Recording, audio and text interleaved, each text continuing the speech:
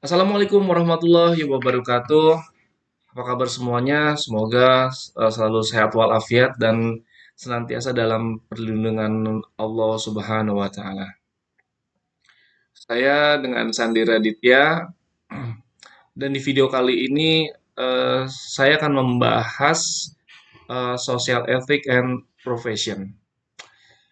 Materi ini yang kebetulan memang materi yang eh, dari mata kuliah yang diampu oleh Bapak Dr. Ari Gunawan.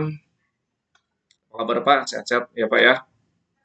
Ya baik, ya sebelum masuk ke pembahasan materinya, eh, di social ethic and profession ini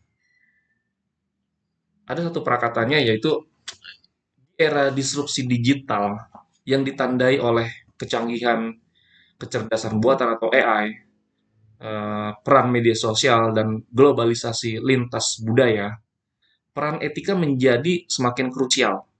Jadi bukan hanya sebagai pedoman moral, tetapi juga sebagai fondasi dalam membangun kepercayaan sosial, profesionalisme, dan tanggung jawab kolektif. Di tengah maraknya disinformasi, pelanggaran privasi, dan apalagi konflik kepentingan dalam dunia kerja, pemahaman tentang etika sosial dan etika profesi menjadi kompetensi penting bagi para profesional, terutama profesional di bidang teknologi informasi. Jadi kita tidak hanya dituntut untuk mampu secara teknikal, tapi juga untuk bertindak secara etis dan bertanggung jawab dalam setiap keputusan yang kita ambil. Materi ini menyajikan landasan konseptual dan praktis tentang bagaimana etika diterapkan dalam konteks sosial maupun profesional. Kita membedah teori-teori klasik seperti deontologi, utilitarianisme, dan etika kebajikan untuk membantu mengambil keputusan etis yang bijak di tengah kompleksitas zaman modern ini.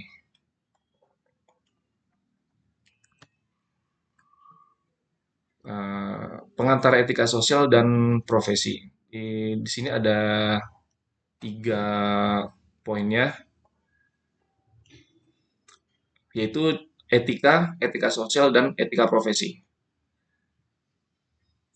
Studi tentang nilai moral yang membedakan benar dan salah dalam tindakan manusia. Untuk etika sosial, norma-norma yang berlaku maksud saya dalam masyarakat untuk menjaga keharmonisan sosial. Lalu kalau untuk etika profesi, itu standar moral spesifik yang berlaku dalam dunia kerja dan lingkungan profesional. Dan perbedaan utamanya terletak pada lingkup, sumber aturan, jenis sanksi, dan tujuan penerapannya.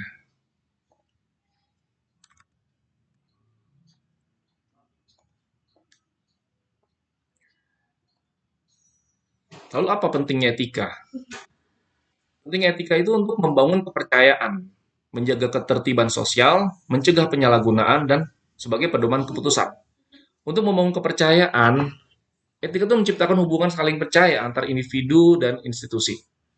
Untuk menjaga ketertiban sosial, norma etis membantu menciptakan keharmonisan dalam interaksi masyarakat.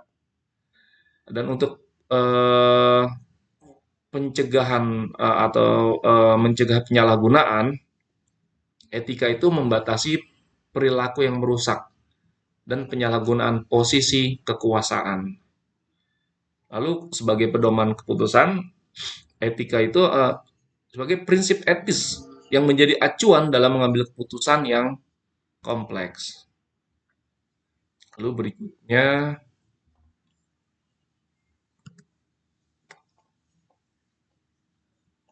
peran etika dalam konteks sosial dan dalam konteks profesional.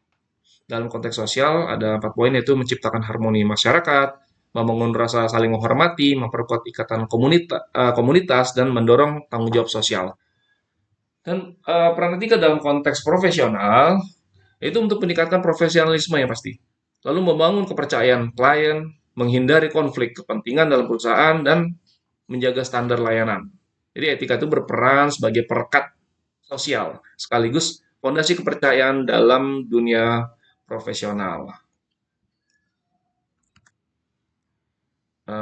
Di sini kita bisa lihat ada tabel bagaimana peranan etika dan moral dan hukum. Kita bisa lihat aspeknya, eh, etika dari sumbernya itu filsafat, moralnya budaya atau agama, dan hukumnya pemerintah. Dan untuk sifat, etika itu reflektif, kalau moral itu normatif, kalau hukum itu imperatif. Eh, dari sisi sanksi, etika itu sanksinya sanksi sosial atau profesional. Kalau dari sisi hukum, sanksi itu ya sanksi sosial lah pasti. Dan untuk moral, sorry, maksud saya untuk moral, sanksinya itu sanksi sosial. Kalau pada hukum ya sudah pasti sanksi hukum atau format hukum. Bagaimana dengan aspek cakupannya? Cakupan dari etika itu sifatnya spesifik. Kalau moral itu lebih universal. Dan hukum cakupan itu teritorial. Jadi meskipun berbeda, ketiganya saling terkait dan melengkapi dalam membentuk masyarakat yang teratur. Berikutnya, em, tantangan etika di era digital. Ya, kita bisa lihat dari bawah. Di era digital menciptakan tantangan etis yang kompleks dan memerlukan pendekatan baru. Dimulai dari privasi dan keamanan data, yaitu perlindungan informasi pribadi dan dari penyalahgunaan, maksudnya perlindungan informasi pribadi dari penyalahgunaan. Lalu masuk ke disinformasi dan deepfake, itu memanipulasi informasi dan media yang menyesatkan. Naik lagi ke automasi dan artificial intelligence, yaitu dilema tanggung jawab etis dalam sistem informasi. Maksud saya sistem otomatis, mohon maaf. Lalu di pucuk piramida ini kita bisa lihat globalisasi nilai. Jadi adanya benturan nilai lintas budaya dalam ruang digital global. Berikutnya nih saya akan jelaskan tiga teori etika. Ada teori deontologi oleh Immanuel Kant, lalu ada teori utilitarianisme oleh Bentham Mill, dan etika kebajikan dari Aristoteles. Deontologi itu tindakan dinilai berdasarkan kewajiban dan prinsip moral yang universal. Contoh, berkata jujur adalah kewajiban terlepas dari konsekuensinya. Kalau teori utilitarianisme ini, tindakan dinilai berdasarkan konsekuensi dan manfaat terbesar bagi banyak orang. Contohnya, kebijakan terbaik adalah yang memberi kebahagiaan terbesar. Dan untuk teori etika kebajikan dari Aristoteles ini, itu yang fokus pada pengembangan karakter dan kebajikan pribadi. Contohnya orang bijak akan bertindak dengan kebijaksanaan dalam setiap situasi.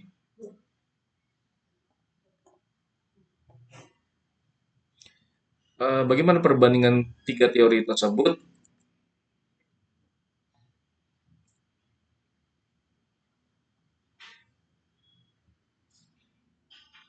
Perbandingan dari tiga teori tersebut, yang deontologi pertama, kelebihannya prinsip universal yang jelas. Lalu kelemahannya terlalu kaku dan tidak fleksibel. Kalau utilitarianisme itu mempunyai kelebihan pragmatis dan berorientasi pada hasil. Tapi kelemahannya dapat mengabaikan hak minoritas. Yang terakhir, etika kebajikan, kelebihannya yaitu fokus pada pengembangan karakter. Tapi kelemahannya kurang panduan yang spesifik. Setiap teori etika memiliki konteks penerapan yang berbeda dalam situasi moral. Berikutnya prinsip etika sosial, yaitu ada keadilan, tanggung jawab, dan hak. Keadilan itu distributif, retributif, dan restoratif. Kalau tanggung jawab itu dilihat dari sisi moral, hukum, dan sosial. Dan untuk hak, itu hak asasi, legal, sosial ekonomi, dan politik. Jadi prinsip yang menjadi fondasi dalam membangun hubungan sosial yang harmonis dan berkelanjutan. Berikutnya kalau kita lihat untuk studi kasus profesi ya, dokter dan euthanasia, jurnalis dan skandal korupsi. Kalau di hukum ini pengacara dan klien yang bersalah. Lalu di bisnis, bisnis dan produk yang berbahaya. Dia kasus-kasus menunjukkan kompleksitas dalam penerapan profesional nyata. Dan bagaimana etika individu dan masyarakat. Kita lihat dari sisi keseimbangannya, nilai sosial dan media sosialnya. Em, Berapa persentasenya tiap-tiap poin itu? Untuk di keseimbangan, keseimbangan itu 70%. Karena proporsi individu yang menekankan keseimbangan hak dan tanggung jawab. Lalu untuk nilai sosial, tingkat kepentingan kejujuran dan empati dalam interaksi sosial. Itu 85%. Lalu untuk media sosial itu sudah sampai 60%. Ini persentase pengguna yang menghadapi dilema etis di dunia online. Jadi hubungan antara individu dan masyarakat terus berevolusi dengan tantangan etis baru. Etika dan dunia kerja, profesionalisme, kode etik, dan tanggung jawab etis. Profesionalisme itu kombinasi kompetensi teknis dan integritas moral dalam praktik kerja. Kode etik, pedoman moral spesifik yang mengatur perilaku dalam suatu profesi. Untuk tanggung jawab etis, kewajiban bersikap jujur, adil, dan taat aturan dalam lingkungan kerja. Etika profesional menjadi pembeda utama dalam membangun karir yang berkelanjutan. Lalu kita bisa lihat di sini konflik kepentingan. Kita membahas konflik kepentingan, kita lihat diagram pie-nya ini. Bisa kita lihat yang berwarna hijau tua itu finansial, yang warna hijau toska paling muda itu profesional, dan di tengah adalah pribadi.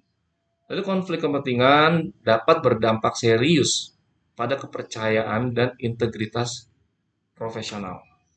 Solusi utama meliputi transparansi penuh dan deklarasi konflik potensial secara proaktif. Lalu sebagai penutupnya, yang harus dipahami yaitu pentingnya mempelajari prinsip-prinsip etika sosial dan profesi dengan mendalam dan menerapkan integrasi nilai-nilai etis dalam kehidupan sehari-hari dan praktik profesional. Dan harus dikembangkan yaitu menjadi pribadi yang etis yang terus merefleksikan dan meningkatkan standar moral. Jadi etika adalah fondasi moral dalam masyarakat dan profesionalisme yang harus dijaga. Baiklah, demikian